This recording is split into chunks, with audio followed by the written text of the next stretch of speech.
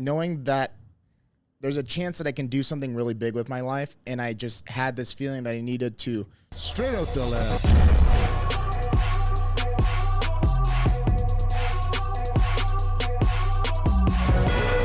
Straight out the lead, joined today by the most requested guest in my last Q&A. I don't even know how many people told me, Jimmy House. I screenshotted and sent it to you. Yeah. A guy who we have had here in the gym many times, blown so many wild numbers off the floor, squatted wild stuff. This podcast can go in many different directions, but firstly, Jimmy House, welcome to the show. Thank you. It's a huge honor to be here, for sure. My friends and I have been huge fans for such a long time, so thank you for the opportunity. Well, the shoe is now on the other foot, on my foot, shall I say, where I'm now looking at you and so impressed. Thank you. Just by how many feathers in the hat you have. Thank you so much. You've ticked so many boxes, powerlifting, jiu-jitsu, and now wrestling. I think for this podcast, we should talk about what you're currently doing right now, and that is the wrestling scene. Yeah. And you're taking the indie scene by storm, mate. Well, one match through, I trained under Dustin Rhodes in Austin. He's formerly known as Gold Dust. He's part of the famous wrestling family, Dusty Rhodes, Cody Rhodes, who's obviously really huge right now. Yeah, it's a huge honor to be able to train under him. And I'm one match in. I have a really big match in Arizona coming up May 18th against Devin Reno under my former coach back in Arizona. That's going to be really good. And then I'm excited just to get a lot of experience and continue to pursue my dream of being a superhero to millions of kids. And listen, you're on that path, right? And again, as I mentioned, you've done so many things, but at such a high level. You're just like an athlete for athletes, an athlete's athlete. Thank you. Have you always been somebody that just can do things exceptionally well? Is that a talent that you have where you put your foot into whatever sport you've done and truly taken it with both hands? I appreciate it. I think, yes, I found that I've been able to get into that spotlight a lot during the different things that I've done in my life, whether it's karate as a kid or baseball as a kid, football as a kid, leading into wrestling in high school, then powerlifting, and then bodybuilding, and then wrestling and jiu-jitsu. And I accredit a lot of that to my dad. I grew up an only child, so he spent a lot of time with me when I was young. And I first started lifting weights at the age of 5, just basically sitting in the garage, watching him lift in our little garage gym setup. And he started teaching me the basics. And, he and I really spent a lot of time together growing up. And he really kind of dialed in, to me at least, what the concept of work ethic really, really means in regards to being able to accumulate a lot of hours into one given thing and then be able to kind of reap the fruits of that labor. And for me, I guess maybe the thing that has played to my advantage in regards to building a skill set, but in a disadvantage in regards to being able to be really, really, really good at one thing as opposed to really good at multiple things, is I tend to kind of switch every few years, even from starting karate as a kid, a few years of that, baseball, a few years of that, football, a few years of that, wrestling. And then, I'm doing wrestling now and pro wrestling, but it's always been spend 5 to 6 years in each individual thing, get as much as I can out of that, almost parlay those same skills into the next endeavor. And I'm hoping now, being almost 28, that I've found very close to what is going to kind of continue to lead me towards my life purpose, which is the pro wrestling. Yeah. And that starts at age 3 from me just idolizing Bill Goldberg, and we'll get into that. But it's cool because things have come full circle, and I wouldn't be where I'm at now had it not been for my dad, had it not been for Goldberg, and had it not been for all the different skills that I've developed athletically to be able to parlay into something like pro wrestling, where you have the athletic side, but then you also have the intellectual side and the charismatic side, and everything kind of goes together. And that's actually why I love pro wrestling a lot, even though I'm still very green, is because jiu-jitsu, you have the grappling, you have some aspects of conditioning and strength. Bodybuilding, obviously you have the aesthetic. Powerlifting is the literal raw strength. So I feel like pro wrestling, my character specifically, which is literally myself, is almost my way of putting all that together. And I also like to think that although I'm soft-spoken at times, in the right environment, like a lifting environment or what have you, I can be one of the most intense individuals you've ever met. And so being able to display that in the ring amongst everything else is something where, after I did my first match a handful of months ago, I was like, wow, I get why this is cool. And I haven't even done the match yet in Arizona, but there is an incident that happened, let's call it, where I was able to jump the fence, get in the ring, and give my future opponent a spear. And all the kids in the front row went crazy. And, you know, they're taking pictures with me and they're asking like, you know, can you kick his butt, please? Can you? And, you know, that's when I was just like, this is where I'm meant to be. And so I'm just so inspired and driven to be able to have that same impact on kids everywhere. And I'm just going to keep talking, but when I was coaching at my previous gym in Phoenix TNT MMA Training Center, I've done a lot of things as a coach, and moving to Austin has allowed a lot of really cool opportunities. Being able to coach Nicholas Marigali, the best hybrid jiu-jitsu athlete in the world for strength training. I've coached Satoshi Ishii, multiple ADCC champions, multiple AEW wrestlers, multiple Division I athletes. And amongst all that, my proudest coaching accolade, in my opinion, is the kids class that I had for about 8 months before I moved.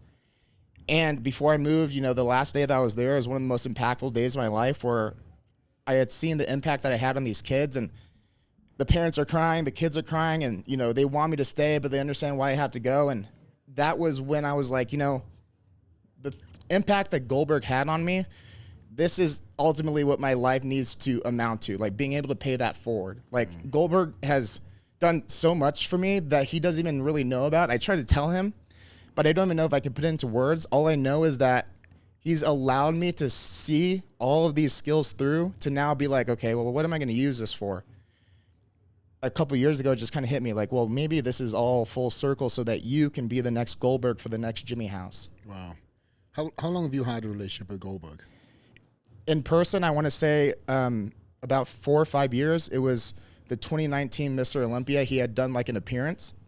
And prior to that, he had followed me on Instagram thanks to CT, actually. CT's like my lifting dad, and then Goldberg's like my Texas dad. CT Fletcher. Fletcher, yep. And I had been doing CT's Iron Wars events for a handful of years. I still do them. And after getting to know CT, I basically just told him, because I saw that he was friends with Goldberg, and I told him that, you know, I thought it was the coolest thing ever that he was friends with Goldberg. And I remember tagging Goldberg, I think, in a lifting post of me deadlifting in a shirt, and he had like reposted it or something. And then he had asked CT about me, and I remember CT telling me about this conversation, but CT just basically put in a really good word for me. And through that conversation, Goldberg, I think, was able to see that I was more than just a fan. Like this individual like had the type of impact on me that you've had on millions of people. And so like being able to then create the opportunity to go meet him at the Olympia, wait in line, and then meet him for the first time. It's like I'm watching TV. My mom's there with me. My best friends are with me. My mom's crying. I'm crying.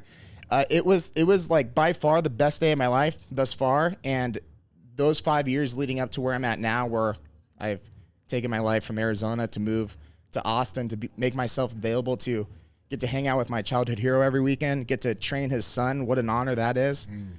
Be able to have dinner with his family. He took me to one of the PFL fights, you know, when he was in front row. And it was just, I don't know. I live a very blessed life, and I'm very thankful to God and everybody around me that has allowed me to get to where I'm at.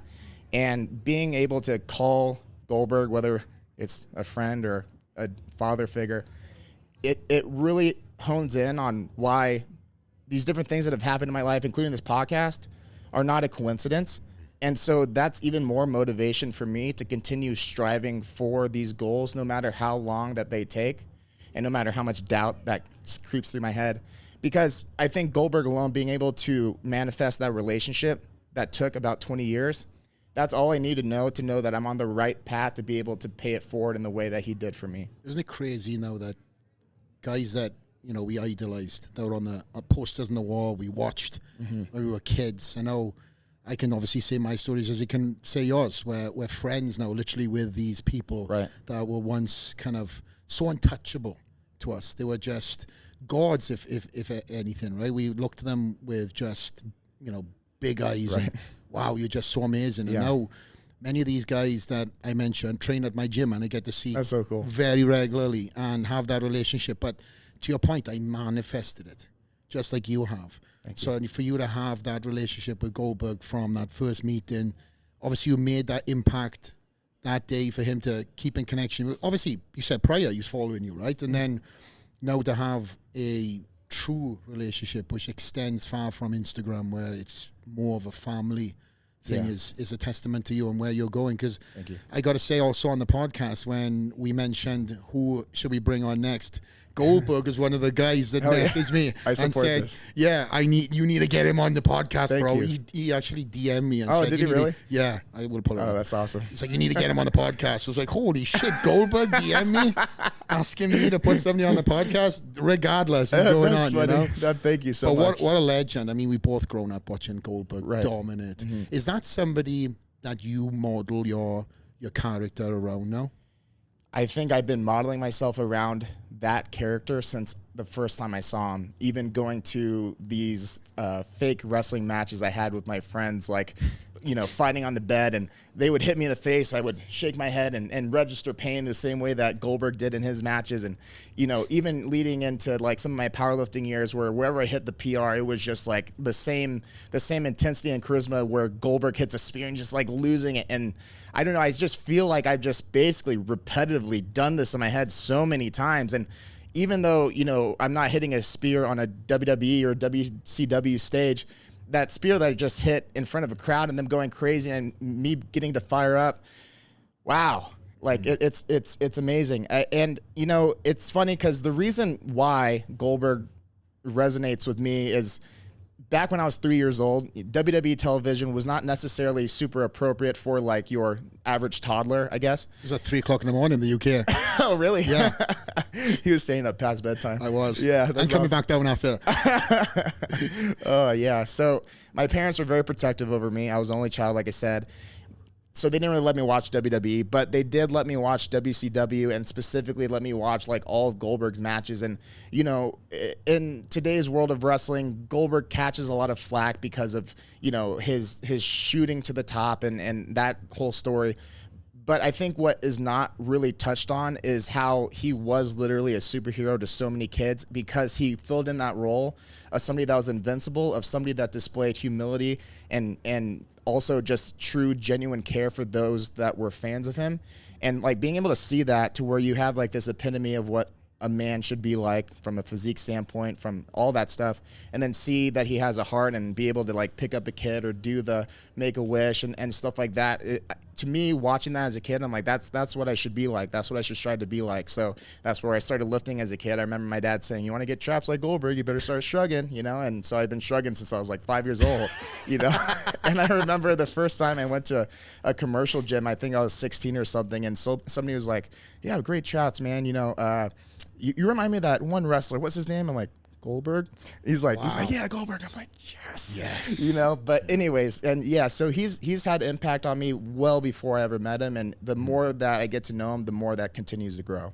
So now, as a wrestler, what is your typical training week compared to, you know, your powerlifting days, your BJJ days? Mm-hmm. What does that look like? So I would say, I guess the only bad part about my new wrestling schedule is the fact that I can't train jiu-jitsu, or I haven't been training jiu-jitsu as much as I once did, especially now being in Austin and having the luxury of being able to train under John and Gordon at New Wave and all that. I still try to make it in once or twice every couple of weeks. It's kind of hard because of all the clients I have during the day. But we train 2 to 3 times a week wrestling-wise, and then I try to get 1 or 2 private sessions in to try to just really dial in on the fine details of what my character is.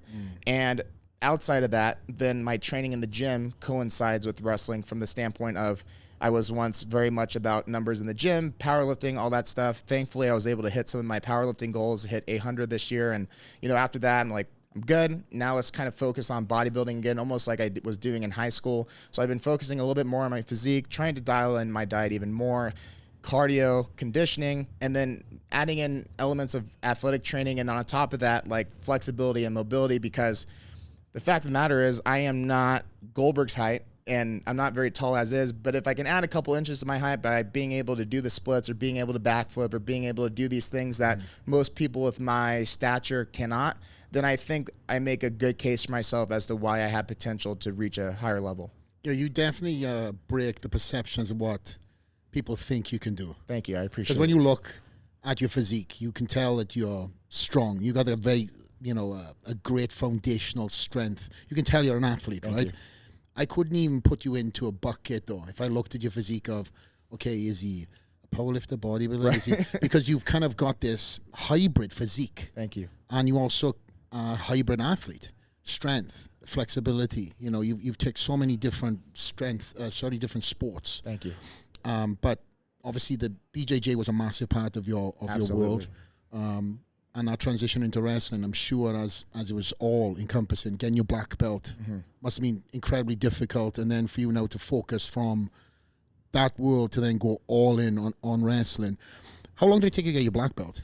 5 years. 5 years. That's short, though. Yeah, and that brings up a whole topic that could be a whole nother podcast. But yeah, it's a short amount of time. I always talk about belts and such always being a byproduct of the ecosystem that you're within. So my black belt, I earned it, and I can compete with a lot of really good black belts. However, my black belt at New Wave is that of like maybe a purple belt or a blue belt, depending upon who you're comparing me to. Like realistically, because those people under John, they know a lot of stuff because of John, and they train with the best in the world. So being a black belt is, to me, the representation of the work that you put in, the people that you impacted, your ability to teach, your ability to kind of be a leader in whatever ecosystem that you're within, and then you earn that belt in that given environment. I'm still very proud of having that black belt. Oh, I'm no thankful. question. Yeah, I'm definitely thankful for the gym that I earned that in. But at the same time, too, like, especially nowadays, I'm sure you follow jiu-jitsu enough to know you got blue belts and purple belts qualifying for ADCC and like all these crazy things that I've been doing it for maybe like a handful of years. And so belts from a skill standpoint definitely don't matter as much as they once did, but there's still some justice to be said about it in regards to like what it took for said individual to get to that point, for sure. You still have to, again, I don't know the structure of how you receive that next belt, but obviously that you get put through some sort of how would you get progress? Tell the viewers, how would you go from different color belts? Is it a system, or is it through training, or is it through competition? Yeah, so I always say that every single gym has a little bit different taste. At the end of the day, it should be represented by your skill based upon what your instructor deems your potential to be. So if you're a 56-year-old guy, your black belt potential might be different than the Division I 20-year-old wrestler that comes in for his first time, right? But at the same time, a school like where I came from has some sort of a testing system where they put a little bit more emphasis on like testing for said belt with a certain amount of techniques.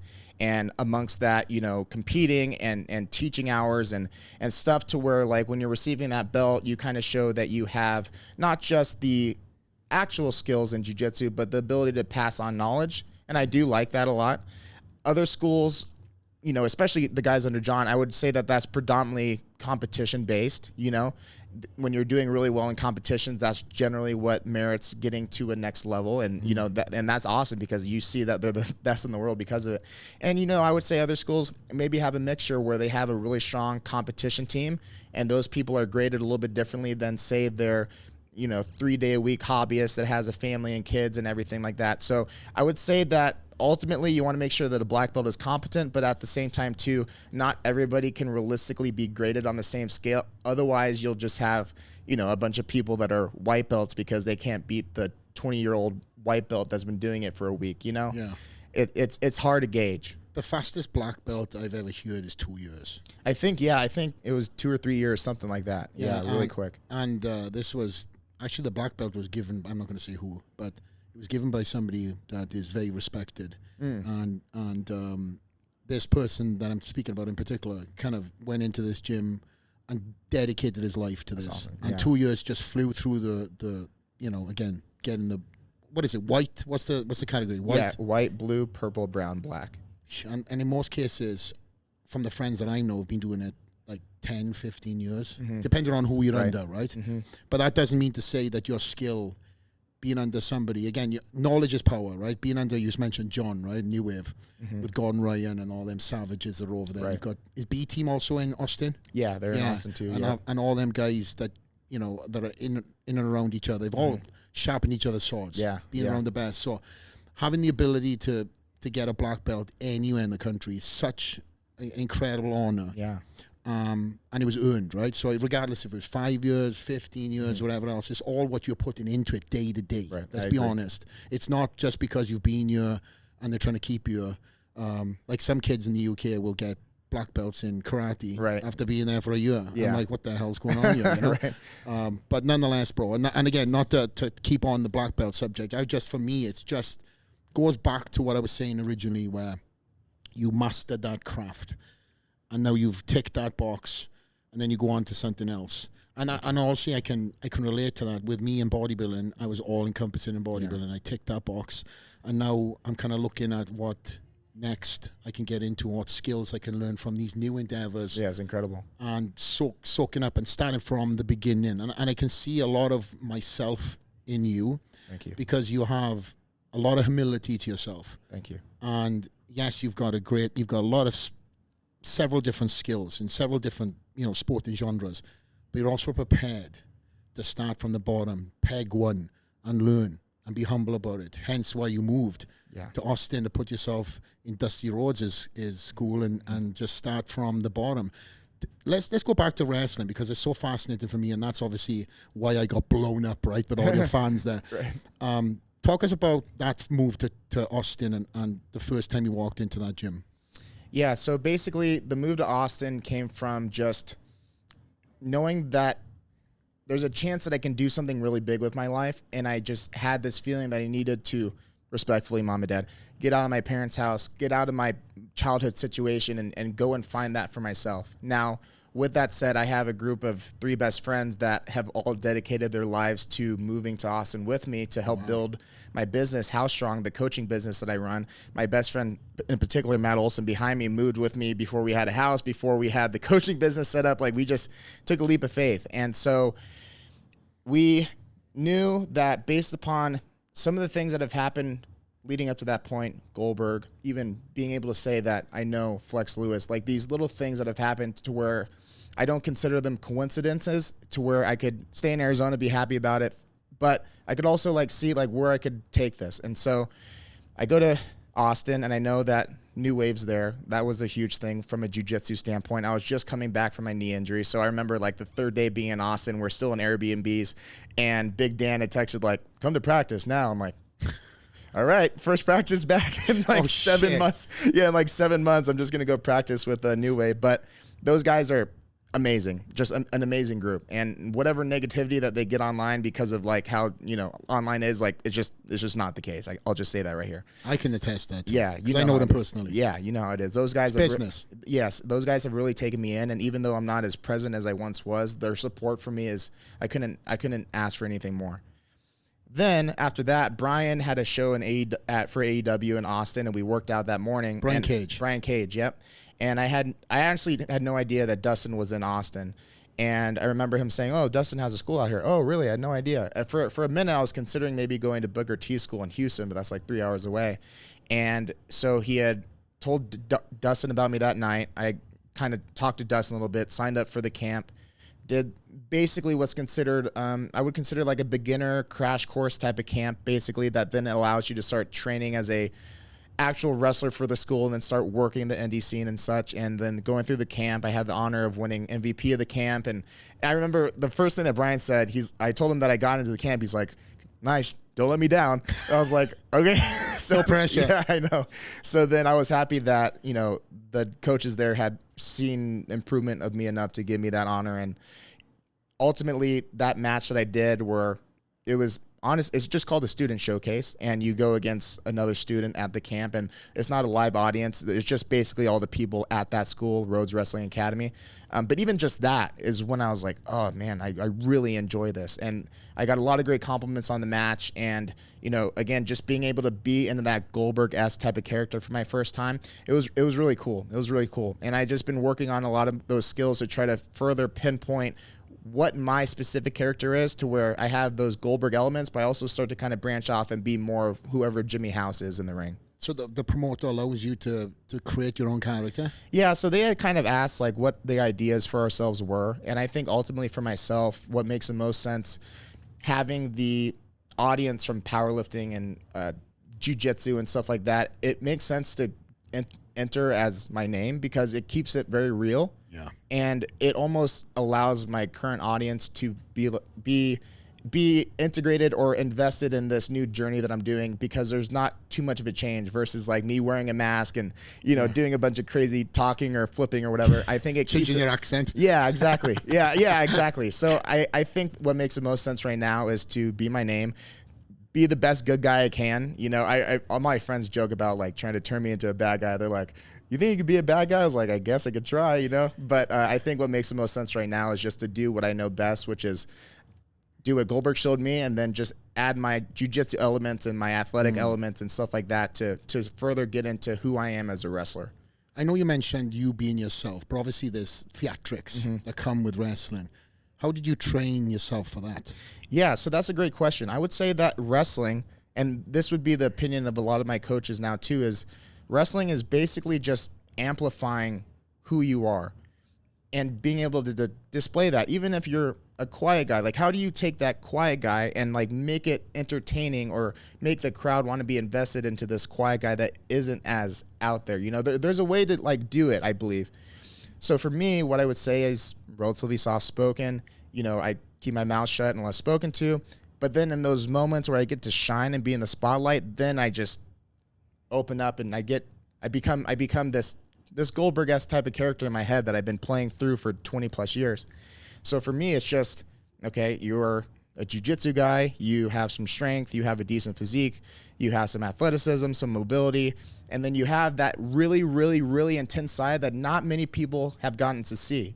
So now it's just a matter of getting over some of the nerves that comes with like screaming in an empty warehouse from time to time, and then just being able to display that and just like have it come from the heart. I think once I started really feeling those emotions from the heart and just doing whatever my body felt was right in that moment, such as like this last thing where I speared the guy and I was going crazy, that's when wrestling started to make more sense and then started to feel much more natural to me, when I just started just to do what I've been doing my whole life, really. I remember with PRs, you know, it's very extra, but I remember before deadlift PRs, I would like go to the bathroom of whatever gym I was in, go to my phone, play Goldberg's theme song. Holy shit, Goldberg plays a massive part in your life, 100%. Actually, my only two bodybuilding shows, I did my posing routine to Goldberg's music. Yeah, I forgot we didn't add in the bodybuilding right. part. Just another feather to your bloody hat, man. My apologies. I should have open the show with that. But anyway, yeah. Thank you. I appreciate it. Goldberg's entry was your posing routine? Yeah, wow, the posing routine. And then,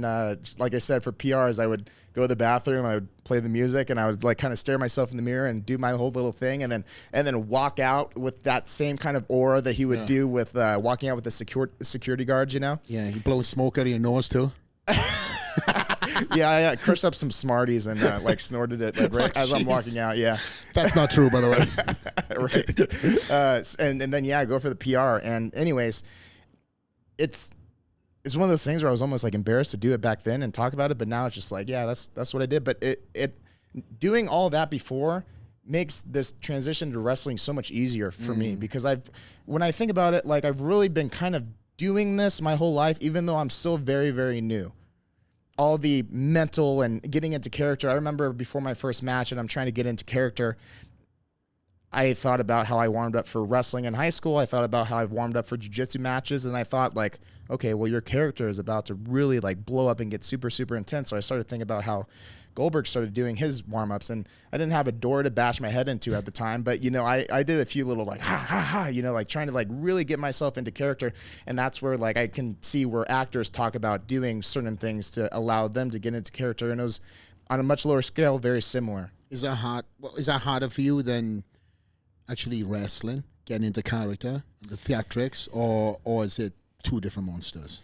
That's where wrestling, to me, at the highest level, is probably the most impressive thing that has an athletic base that you can do, and not even myself fully understand what that means. But obviously, your average fan, it's hard to really see. You just see these guys doing really, really cool things, but you don't know like everything that goes into it. You know, some of the things that I pick up on are the theatrics, the charisma, also how you maintain a certain level of psychology and storytelling throughout the match. And while you're 20, 30 minutes in, been slammed 20, 30 times already, you're still trying to maintain this story that you're telling, and then also be able to adjust on the fly with the fans and how they're reacting. It's probably the most impressive thing I've ever seen. And when you look at people like John Cena or The Rock, I compare The Rock to like the Gordon Ryan of charisma. Oh man, it's insane. Like, and everybody knows The Rock. He's famous and he has all these different accolades. But to understand like how good he is to have such control over any audience that he's in front of, whether he's a good guy or a bad guy, that's a skill that honestly the best in the world. And most professional wrestlers would agree. But Yeah, I think the hardest part for me, the moves come relatively easy because a lot of them are relative to wrestling or jiu-jitsu, but everything in between is where I'm trying to really increase my knowledge on. Yeah. So mentioning The Rock, right? That's somebody that both you and I can say such an example of being just a good fucking dude, right? Success hasn't got to his head. He's very involved, just like John Cena with the Make-A-Wish. You obviously mentioned that about Goldberg too. They're very aware of where they are in life and how much they want to give back to life, right? Plus, still making sure that that level of what they're at is, the bar is moved. You know, look at The Rock now making his return back to wrestling. I, for one, am excited. Obviously, you know I have a personal relationship with him. He told me something was happening. He didn't even tell me what, but he goes, watch Saturday night. Something's going to happen. I was like, okay, bro. But obviously, they mentioned it at WrestleMania, and there was so much stuff going on. You know, being WrestleMania was here in town as well. And we have a lot of wrestlers here at the gym, as well as myself being personal friends with these guys. So I know a lot of their journey and where they've come from, but they were so unwavering with their mindset of where they wanted to go, just like yourself. You kind of talk it into existence. If you look at some of these, you know, some of the old clips of some of these guys from their indie days, they were, again, acting in different formats. Maybe they were a character, accent changes, but they adapted to that brand, like you said. They kept it consistent, and then they've moved up. They got noticed. Their skill sets talk for themselves. They've had the opportunities in the WWE, AEW. Where do you see yourself going? What's the plan for you? So ultimately, I want to be on the biggest platform I can to have that impact and really start adding to those amount of kids that I can impact, and adults obviously too. But there's just something about being able to impact a kid to where I just see myself when I was little and looking up to that superhero type of figure. So ultimately, obviously, WWE is a bigger platform, but AEW, I have so many friends in there, and obviously Dustin is in AEW, and I think AEW is great. Like there's some amazing people there, and their product is also very, very good, and they've done a good job of separating themselves from WWE to where your average fan should be able to appreciate the differences in both. Oh, I see it being like the WWF back in the day. Yeah, I truly do. Some of the stunts that they're pulling off. Did you see Sting's last match by chance? Oh, man. That was amazing.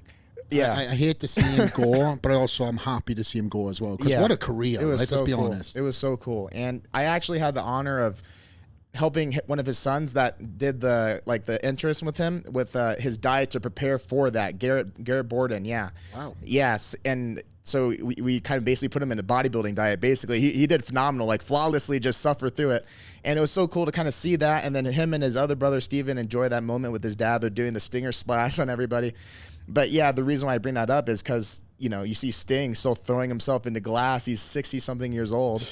Just a legend. Like, what? It's incredible. But then also his partner, Darby Allin, doing like the stunt off of the ladder and then landing through glass. I remember watching it with my friend, and we're like, holy shit, dude, that's insane. Yeah, it reminds me so much of the old school, that what got me into wrestling. Because I was that kid, like you mentioned, with your friends. Yeah, that's awesome. Jumping off the top rope, the sofa, onto my brother, who was younger than me. That's funny. Who's completely different.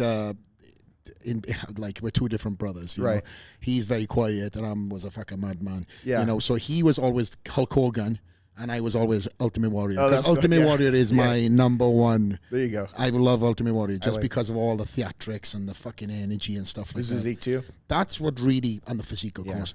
That's what really gravitated me to wrestling back then, was the fact that you had incredible physiques doing some impressive feats of strength, and these guys were doing it 4 or 5 times a week on the road, and they still had to train and keep their physique, and they still had to eat their nutrition, and of course we all hear the stories now where these guys were kind of burning the candle at both ends, but obviously performing every single night. But that world back then was crazy, you know, and everybody speaks about it, how these guys kind of, you see some of these guys now, they're not in good health.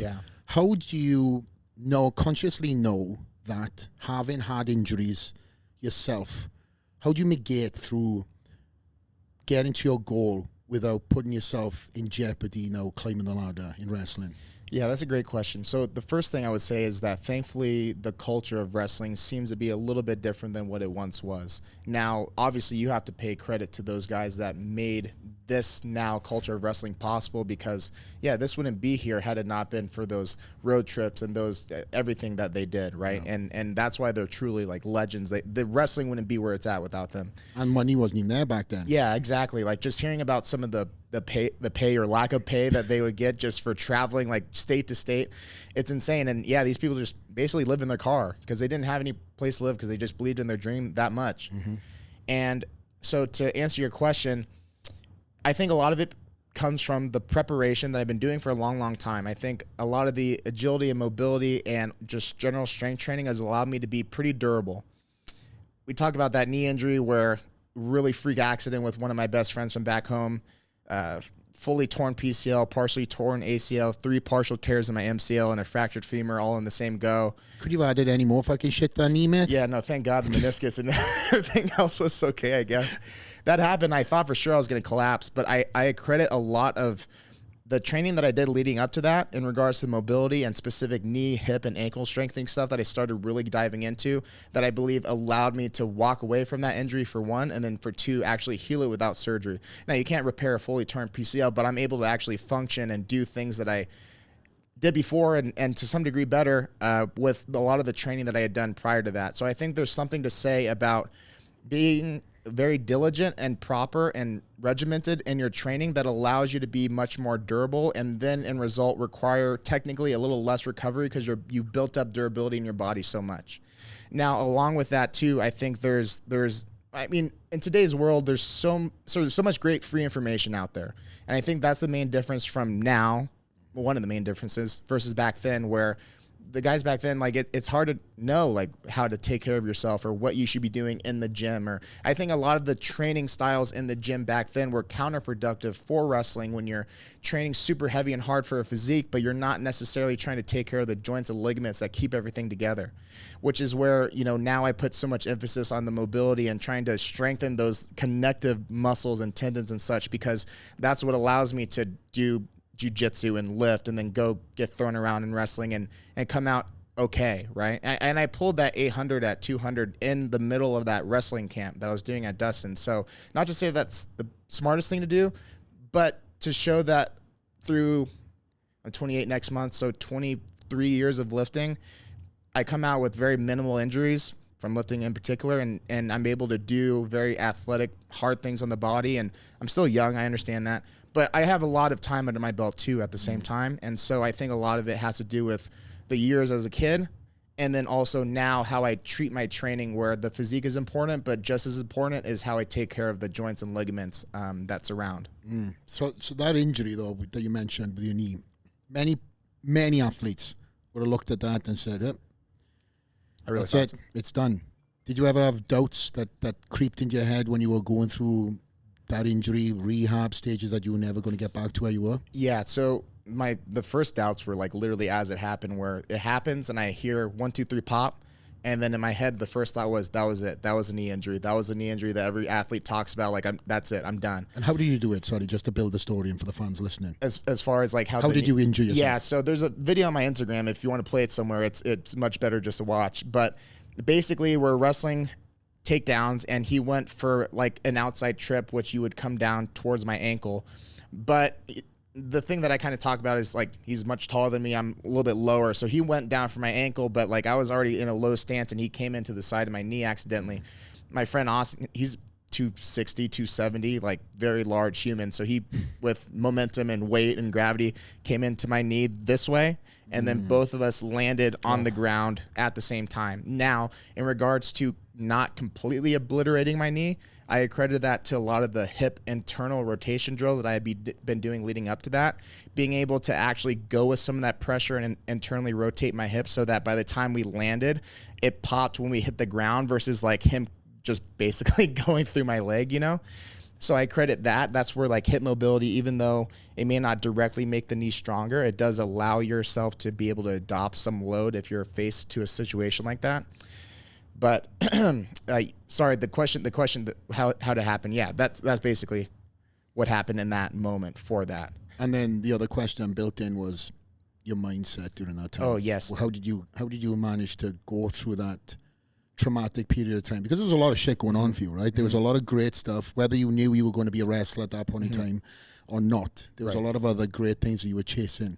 So how did you get through that time, and tell us about that mental state you were into? Absolutely. So I, at the beginning, had a very odd sense of calmness and confidence in that I had done my due diligence to prepare to at least set me up well enough to try to do it without surgery. And then after the first couple weeks, implementing a lot of the things that I was actually doing for a lot of my clients at the time, I started to see progress pretty fast. The first couple days were pretty rough. I remember having to basically get helped out of the gym because my leg just kind of started giving out. The muscles were so fatigued. I remember one day I had to cancel teaching the kids because I couldn't make it down my stairs just because the leg was so fatigued from compensating. But then after I got through that, then Knees Over Toes guy played a huge role in implementing a lot of his very easy to follow exercises to where I could start getting movement and blood flow into that knee with something as basic as taking what's called voodoo floss, wrapping it. I would do squats in the pool, some split squats in the pool, and just do backwards walking, all that simple stuff. And it allowed me to kind of build this base that then allowed me to kind of venture down a few different routes, which is where your brother comes into play. Because I remember when he first messaged me, and then we met up here during Olympia weekend, and he took me through what he would do for his athletes from the knee recovery standpoint. So that's where I picked up and started adding in a lot of the banded isometric type stuff that he does. And I noticed that rejuvenated a lot of progress for myself when I started to hit a plateau. And then my good friend that you're friends with, Phil DeRue, I went to Florida. We did a lot of training, and he also took me through a lot of the stuff that he does for knee rehab as well. So I was basically put in a position to where when I started to encounter some doubt, I was able to kind of break through plateaus because I'm blessed to have a lot of very knowledgeable individuals from very different fields to add to my total knowledge and how to repair an injury such as that.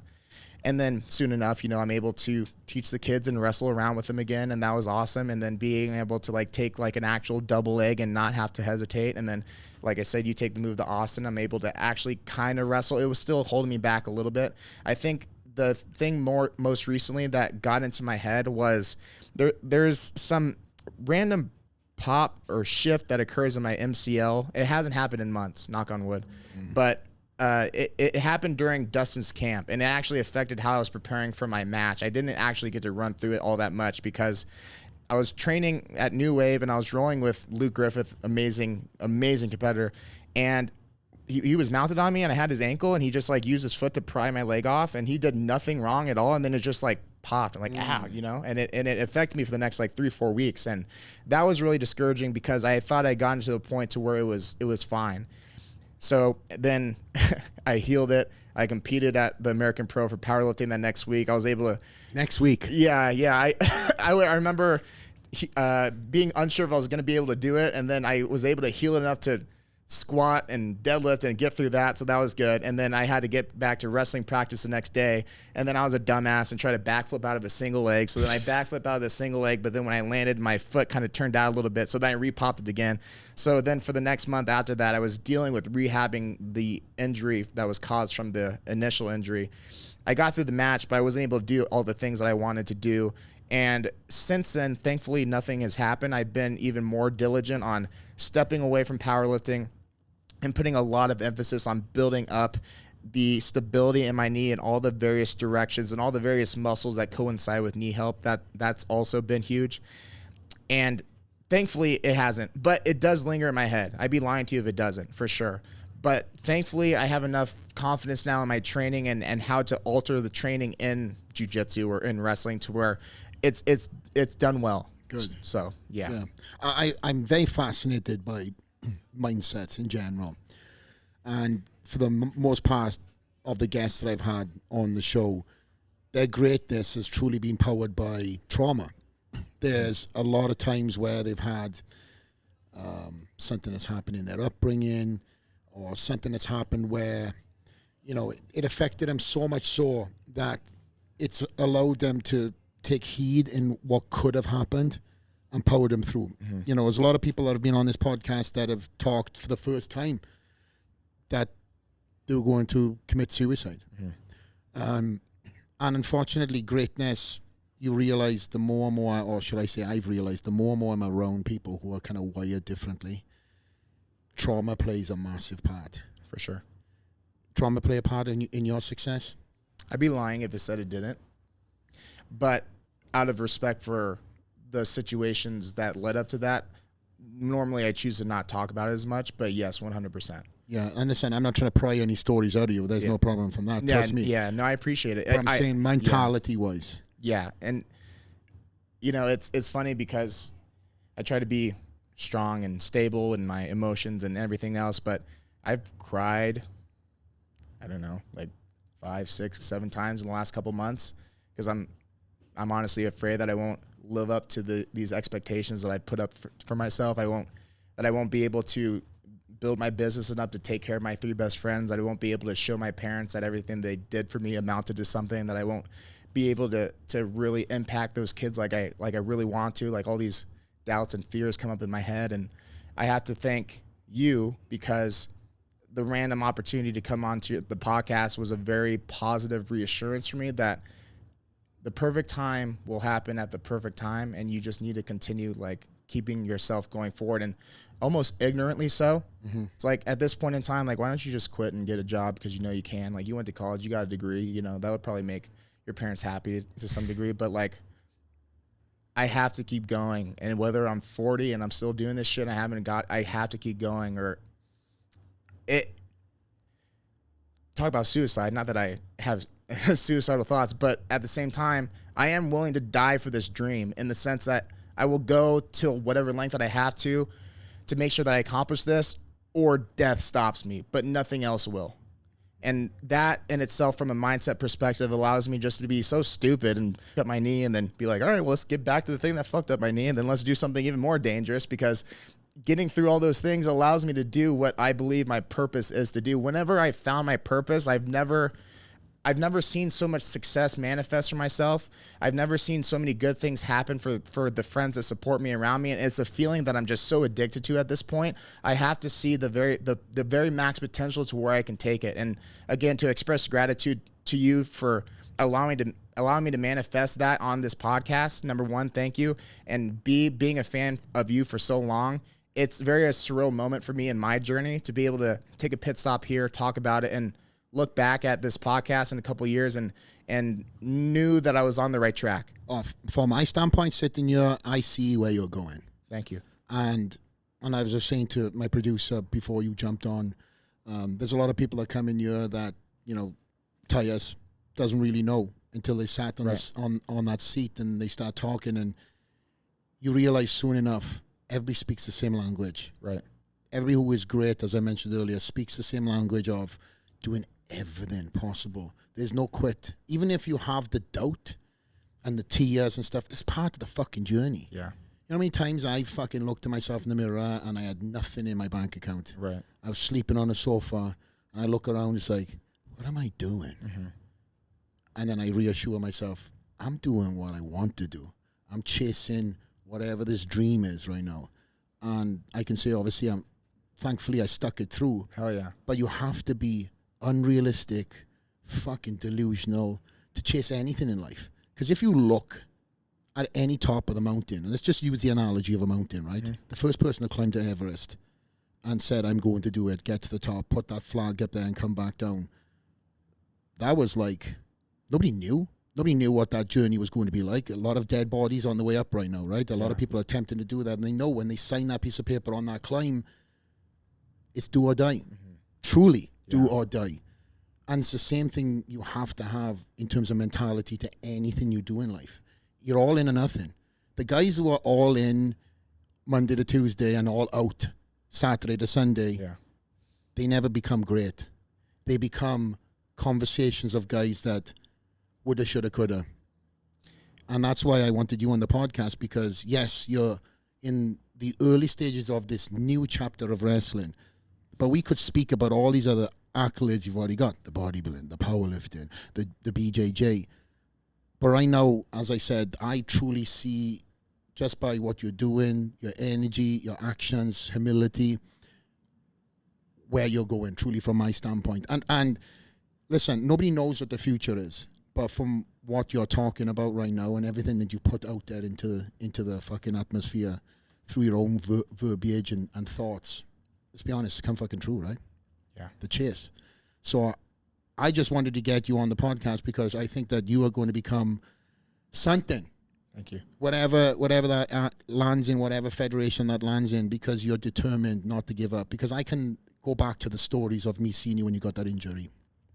And I just remember you posting about that injury, but then you allowed your fans, your followers, to follow you on that journey in rehab. And you documented the whole process. And I thought myself, even I was like, bro, this guy's pushing it way too fast, too hard. Because you were doing some crazy bandit stuff, Bulgarian squats. And I was like, man, that knee is still in an unstable position. But who am I to sit back and tell you what to do? Because if the shoe is on the other foot, I'll be fucking doing the same thing too. Right. Yeah. It's a mentality thing. And we're very blessed, whatever it comes from, whether it's powered by trauma, whether it's powered by whatever reason, you just add to that.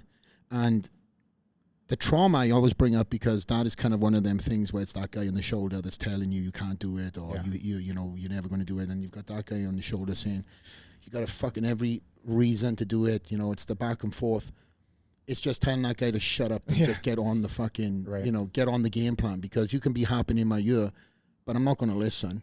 I might have them days where I wake up and, it might be anxiety, or you start, like I said, doubt, or you've got an injury that you have to train around or whatever else, but it's not going to derail you from that ultimate goal. And as you know, we're getting into the wrestling world, and that ultimate goal is to become this icon. Not once have you mentioned being a champion in this podcast. You've said many times you want to be a superhero for kids.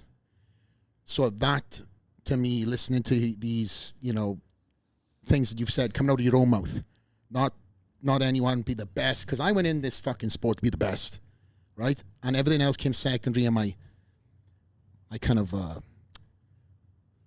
different things get added to the pile of why I was doing it in the end. I had kids, I was doing it for my family. But first, when I came to this country, was for me. I wanted to be the best bodybuilder in the world.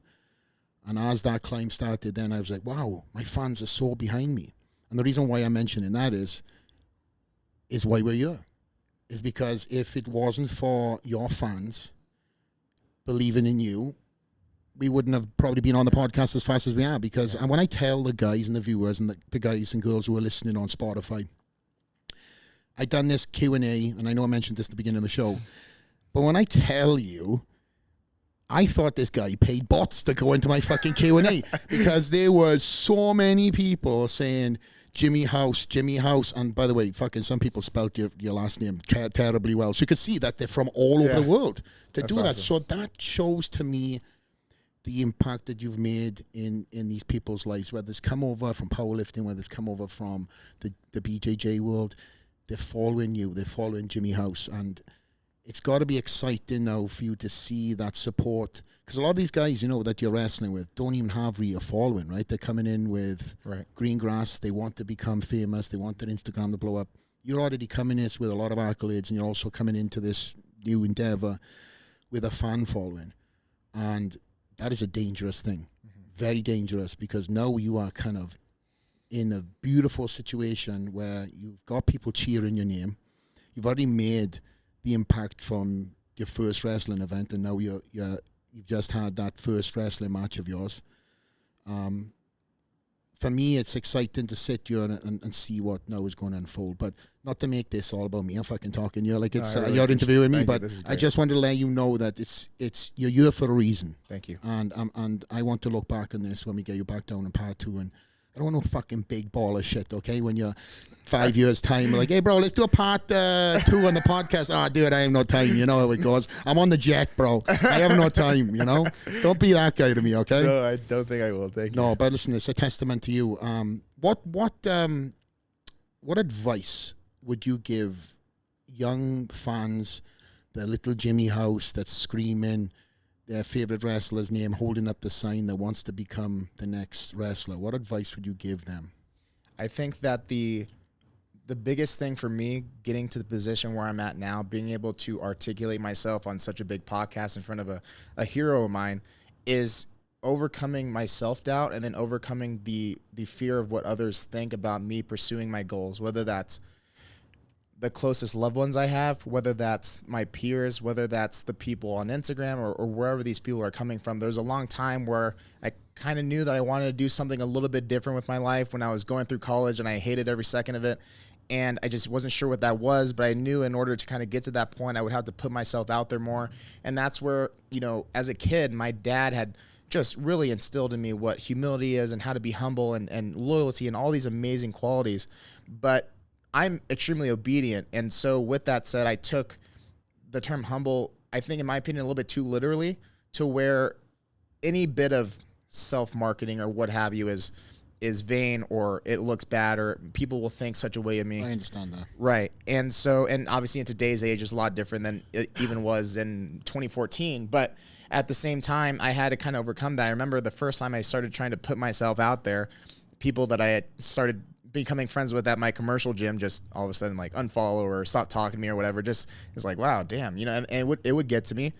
And then as I go through my career now, you know, it's whether it's people talking shit about my natural status or whatever the case may be, it's like at one point in time that really affected me, and I would try to like get in these bickering contests with some troll that's probably 15 or whatever. But now I'm at a point to where I just genuinely am so confident in who I am as a person and what my purpose is and how to pursue that purpose, to where I'm able to talk about the things that I've done and the things that I'm pursuing. So tying that back to the young fan that wants to do something like this or wants to do something bigger for themselves, it's being able to dictate what your doubt is, where it's coming from, and go through the process of understanding whether it's as big as you really think or not, such as the opinion of other people.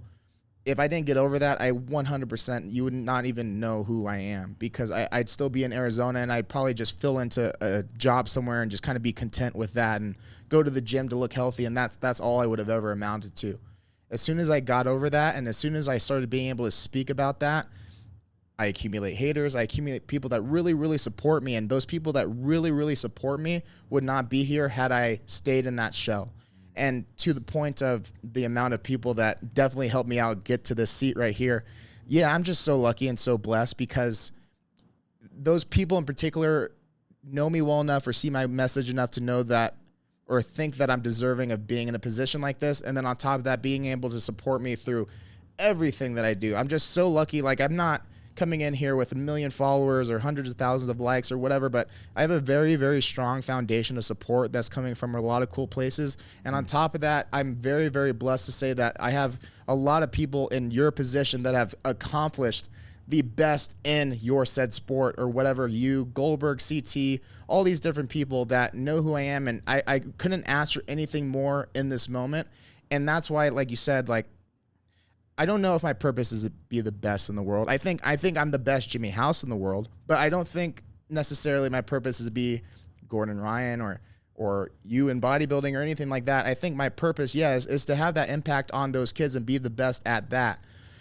And so losing my train of thought here, but ultimately, it doesn't come down to, for me, what the followers will allow me to gain. It's more so what that continued success will allow me to continue to pave and make an outreach to the people that I can impact. I tell this to my friends or people that ask me the same question. It's you doing this or me doing what I'm doing now. I'm going to accumulate people that disagree, that think I'm a liar, that hate on me, or whatever the case may be. But past all that, you're going to gain a lot of support. And on top of that, you're going to be able to impact people that would not have been impacted by you had you not taken that leap of faith and just put all your trust into your purpose. So I'll take 1 million people talking shit about my natural status if it means that I get to have the impact on that group of people that really need me for whatever reason.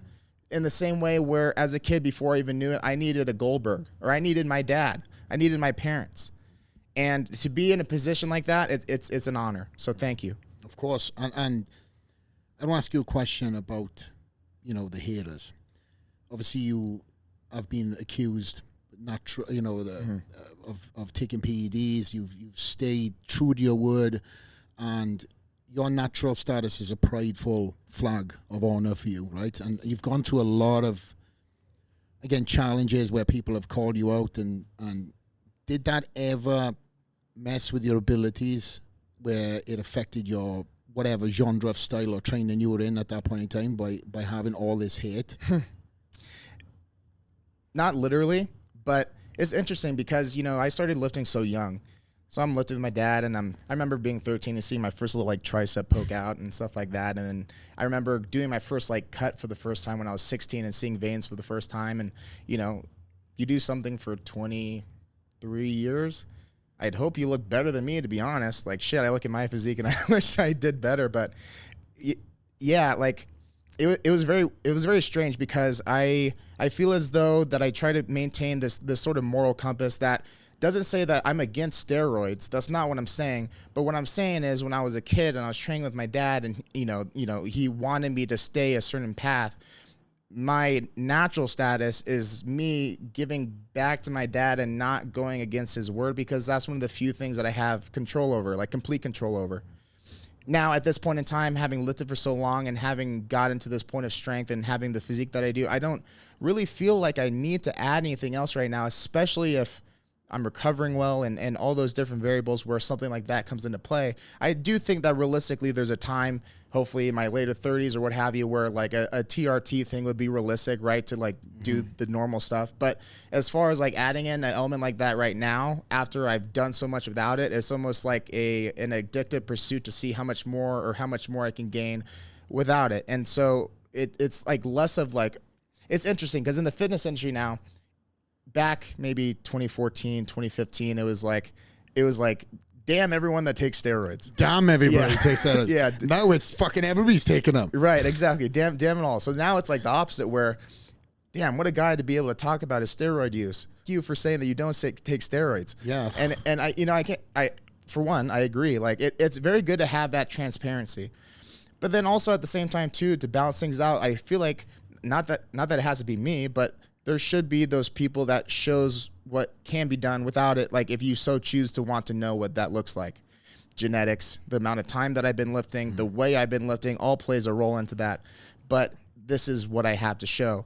And it's funny because some of those comments would be like, you know, you don't have to fucking lie about it. Everyone else is honest, like blah, blah, blah. It's like at this point in time, saying that you're natural and lying about it is more risky than saying that you're on steroids back in the day. So yeah, it's best not fucking say anything in some cases, right? Exactly. So like, and if you get called out or if somebody proves that you're not, then it's just you're done. So like for me to come on a podcast like this and say that, I'm taking a pretty big risk, but at the same time too, again, going back to the point of like accepting that people are going to think and say whatever they want, and you just have to kind of keep chugging forward. That's where I feel like I've made some growth for myself in the last year or so.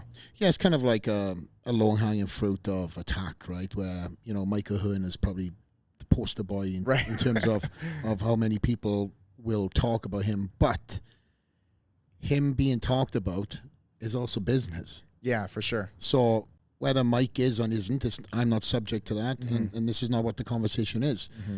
I've been friends with Mike for many a year, and I just remember seeing Mike way back in the day when I first met him and seeing him now. He's never had any fluctuations of weight. He's always been lean, always been hella strong. Right.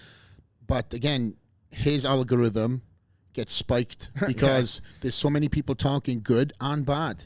So when people come to me and say, Flex, you know, how do you handle all the negativity when you were competing? Because I used to get my own fair shit and stuff. It's like, at first, I'm not going to lie to you, it did mentally affect me because I want to be liked. Who doesn't? Everyone, you want to be liked by everybody.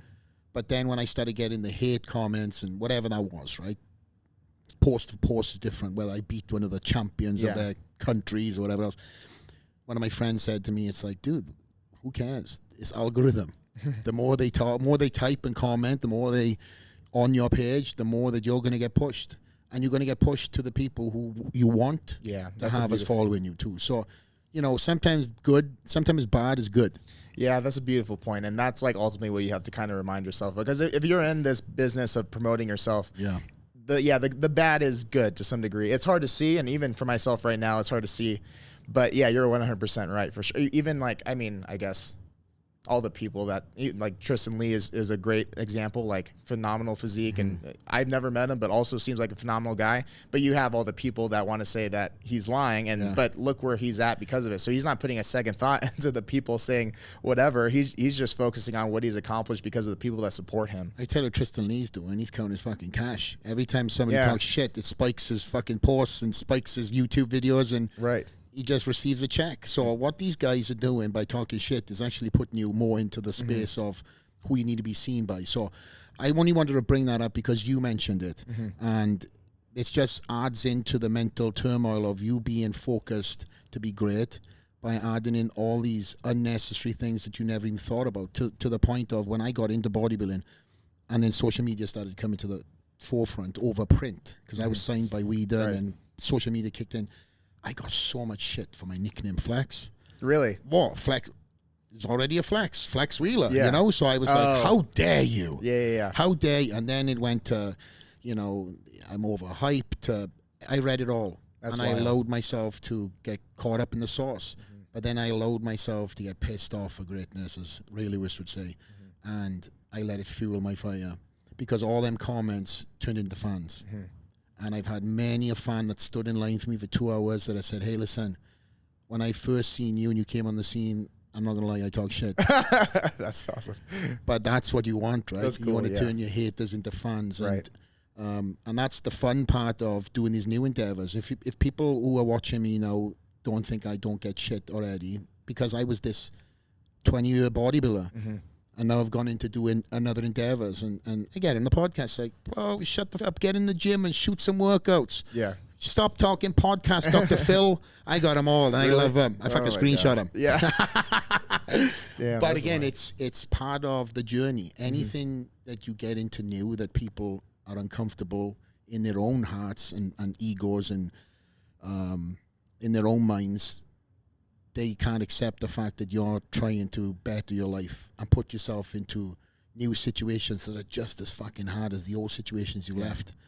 And that's what I see in you, as I said, because I see myself in you. And these new endeavors that I'm getting into are scary, just as the last ones I left, but a completely different chapter where I've got to humble myself and truly learn these new nuances and how I go about things, the skills. But that's exciting. Life's all a fucking journey, right? You're all about learning and being around the best. And that's what I had to do. I was around the best of the best. I moved from Wales to be around the greatest bodybuilders. And that chapter's ended, you know, on top.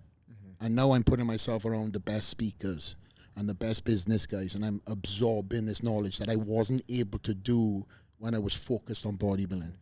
So I think a lot of people, for me personally, going back, you know, rounding this whole off, they were a little upset that I've not as much a bodybuilder as I used to be. I'm fucking bodybuilder till the day I die. But I'm not in the gym throwing around stupid amount of weights because I've been there.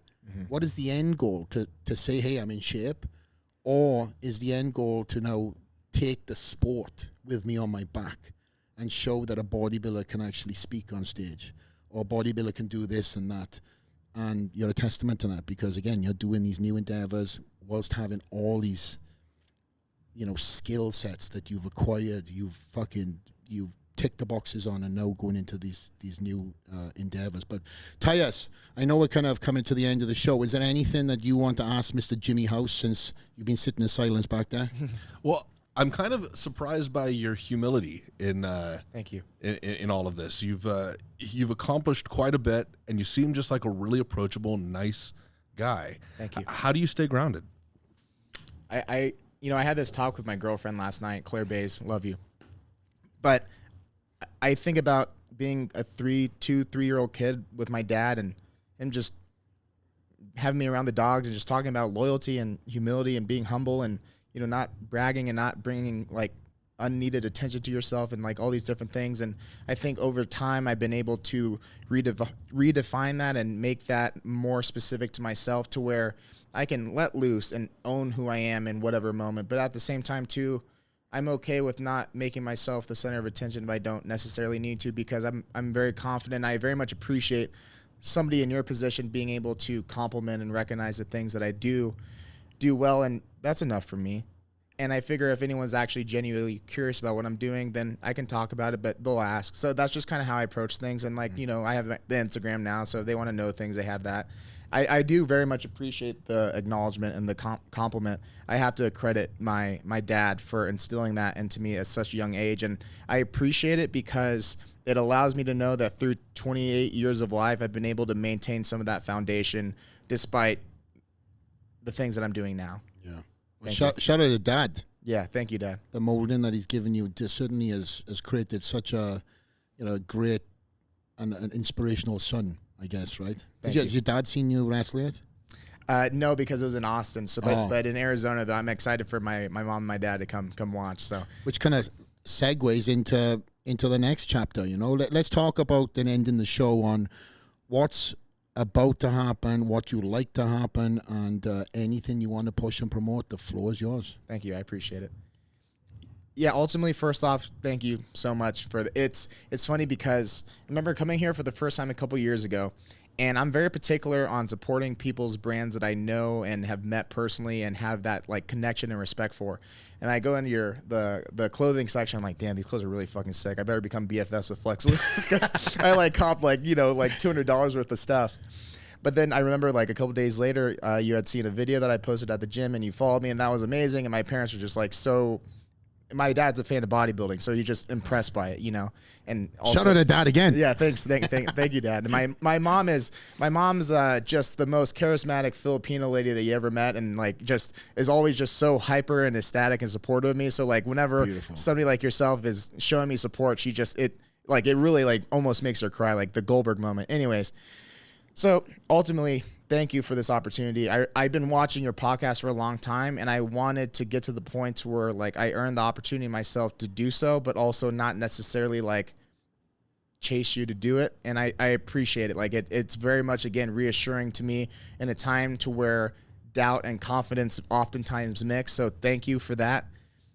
If anyone listening is interested in any sort of coaching, I do have my own coaching business. I do online and in person in Austin, Texas, online coaching for weight loss, fitness, strength, mobility, jiu-jitsu athletes, anything of that. You can apply for that on jimmyhouse.com. Follow me at Coach Jimmy House on Instagram, Jimmy House on YouTube. Would love to connect with any of your listeners. So thank you. And the future. The future, I hope by the next time that there's a part 2, I will be able to talk about a little bit more clearly about where I'm going and maybe have a few more things that I'm pursuing.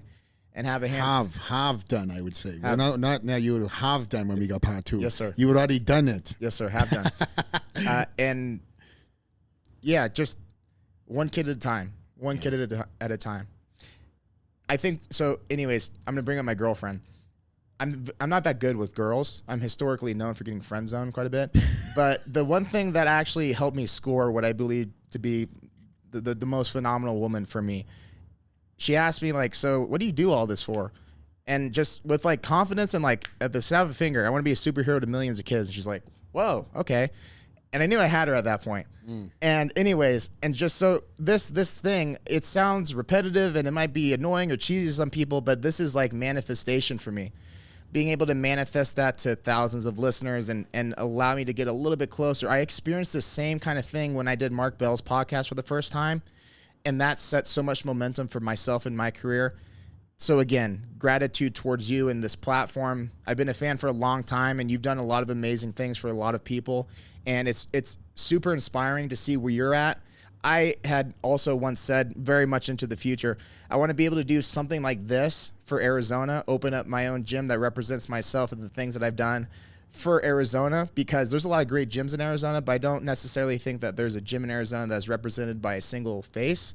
And I want to be able to bring that, and like being here, every time I visit here, I think about like what I can do for Arizona at some point farther down the line after I've done what I needed to do. So thank you. Of course. And for me to hear that and still recognize, you know, and see what you've done, doing, and soon to do is the most exciting thing, right? Because every time I do jump on your Instagram, I see something, there's always some sort of elevation. Because the reason why, just to mention something and kind of recap on something you said about me following you, I came aware of you I think you were training at the gym a couple of once or twice, and you were doing some crazy feats of strength or something. I think specifically it was behind the back shoulder press. That's it. Yeah. And I was like, geez, with 2 torn shoulders. It's like, who's that crazy guy that is doing this? That's exactly what it was. Yeah. Yeah. What do you have on the bar? The most I've ever done in that movement was 200 Yeah, that's no joke. from like a low bar position. And you were going low. It was literally, bar was on the back of your freaking neck. Right.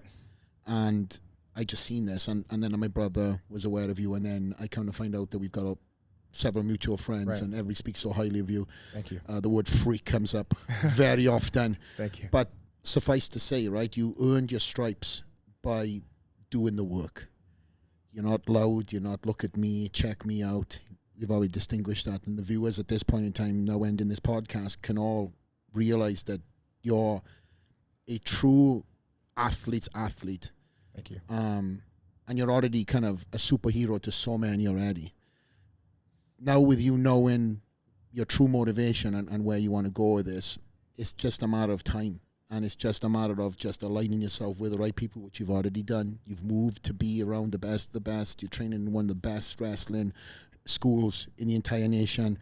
And Dusty is, has got... his son's now wrestling too, right? I've seen Dusty Rhodes' cousins, nephews, or something like that. Yeah, their nephews just started. Yeah, yeah, I just seen all that. But that is like one of them wrestling families, the lineage that goes, from Dusty all the way down, and with oh my gosh, fucking the main face is in wrestling right now. Cody Rhodes. Cody Rhodes. Yeah. Cody, my goodness, thank you, Cody. I've seen his elevation Right. in this sport. He's truly clawed his way to the top. Seriously. And to see that when you're around them guys who have not been given an easy path, what a mentor, right? It's like, hey, I've achieved this. I come from a different era, and now you've got Cody in the new era, and you've got all these young guys that are coming through. When you're around that, and iron sharpens iron, what a great place to be, and you're in exactly where you should be. Thank you. And in ending this podcast, Miz, I just want to say congratulations what you've done, doing, and soon to do. And I'm excited to get you back on part 2 when you have achieved all these things and much more, because the future is very exciting, Jimmy House. And it's exciting not just for me, but all the fucking fans that have blown me up over the last several months to get you on this chair. So a pleasure to have you. We kind of run a little bit over time, but I think it's all for the best version of this podcast. So again, from me to you, thank you very much, mate. Anything to end the podcast with? You want to say shout outs to anybody else other than you go? Damn it, that's what I was gonna do. Well, got my dad, got Goldberg, Matt Olson, Irvin Dominguez, Jacob Hayes, my three co-owners for How Strong. Thank you guys so much. I told Irvin going into this, I'm like, when I go into these conversations, you three are on my mind. I have to maximize these moments to be able to build the business up for them. So any support for our business, for the coaching side of things, programs, coaching, any of that, would be more than happy to help anybody that's interested. So thank you. My man. Straight out the lair, Jimmy House. We are